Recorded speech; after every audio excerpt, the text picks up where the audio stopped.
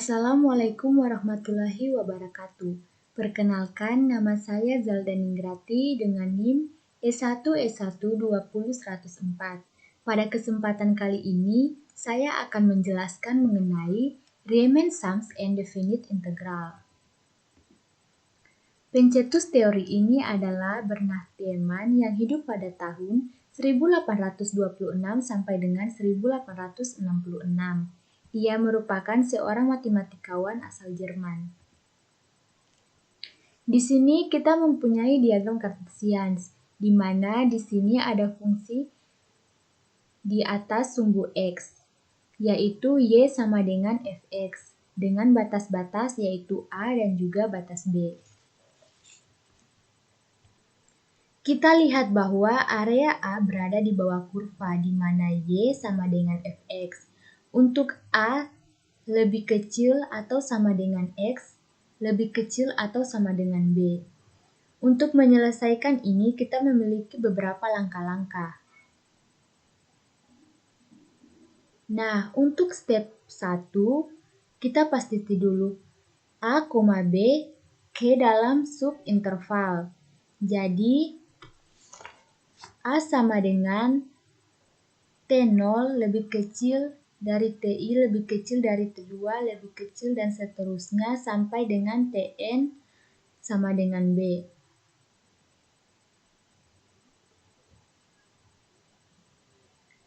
Step 2 diisi dengan persegi panjang yang berada di bawah kurva. Untuk persegi panjang ini dihitung jumlah areanya. Jadi, cara hitungnya Fxi dikali delta Xi, di mana Fxi ini adalah tingginya dan delta Xi ini adalah lebarnya.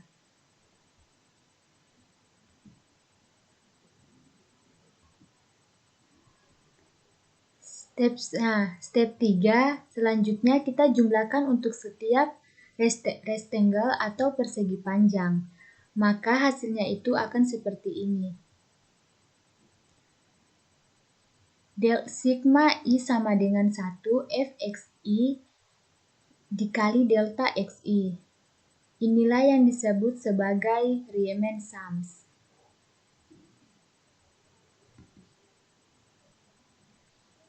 Selanjutnya, kita mengambil limit n mendekati tak hingga. Sehingga persamaannya, limit n mendekati tak hingga, sigma I sama dengan 1 Fxi dikali delta I, dikali delta Xi.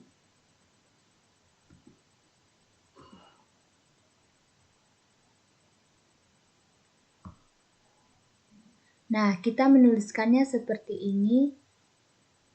A sama dengan integral Fx dikali delta Xx.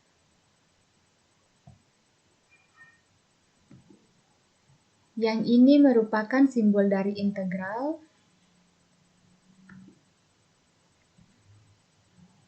Dan yang ini area infinitely thin atau area persegi panjang tadi. Nah, yang ini. Yang di tengah-tengah ini. Jadi, dapat dikatakan bahwa approximation atau pendekatan kita yang berbentuk discrete tadi telah menjadi becomes continuous. Nah, dari sigma Fxi dikali delta X disebut sebagai Riemann sums. Maka jumlah yang didapat masih aproximasi atau masih mendekati. Sedangkan integral Riemann ini Fx dikali delta X itu sudah eksak, jadi memberikan luas daerah yang sudah eksak atau yang sudah pasti. Selanjutnya definite integral atau integral pasti. Simbol yang ini dinamakan terminal, sedangkan yang ini dinamakan integral. Nah, yang ini diferensial. Contohnya, kita mempunyai 1/4 lingkaran. di mana X kuadrat ditambah Y kuadrat sama dengan 1. Maka Y sama dengan akar dari 1 dikurang X kuadrat. Area yang berwarna hijau ini integral akar dari 1 dikurang X kuadrat dikali dx sama dengan V dikali 1 kuadrat per 4. Karena ini seperempat lingkaran, maka dibagi 4. Nah, hasilnya 0,785398.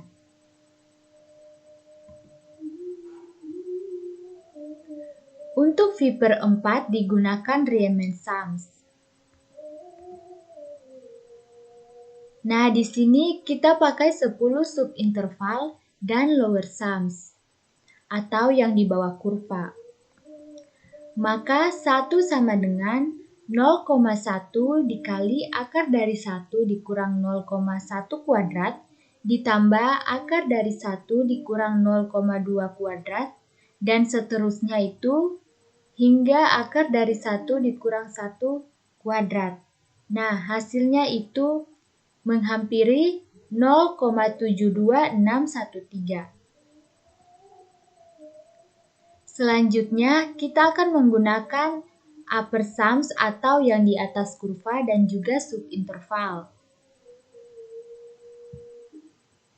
U sama dengan 0,1 dikali akar dari 1 dikurang 0,0 kuadrat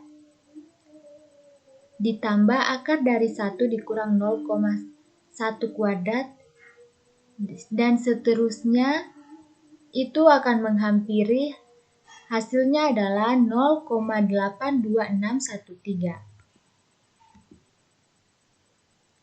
Nah, untuk menentukan rata-rata yang di atas kurva dan yang di bawah kurva, kita akan menjumlahkan keduanya lalu dibagi 2. Jadi, 0,72613 ditambah 0,82613 dibagi 2, hasilnya itu mendekati atau menghampiri 0,776.